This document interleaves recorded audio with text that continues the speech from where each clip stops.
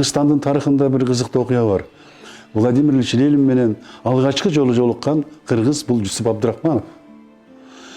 Болгондо дагы бул Москвада жаштардын 3-съездинде жолугушуп, жолукпай эле президиумда бирге чогуу отуруп, ал тургай президиумдан кийин Владимир Ильич Ленин менен маектешкени өтө кызыктуу. Ошондо сенин атың ким? Жусуп.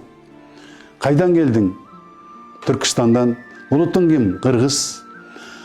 Силерде иш кагаздары кандай жүрөт? Социалисттик курулушта. Орус тилинде. Кыргыздар канча процент түзүшөт? 90%.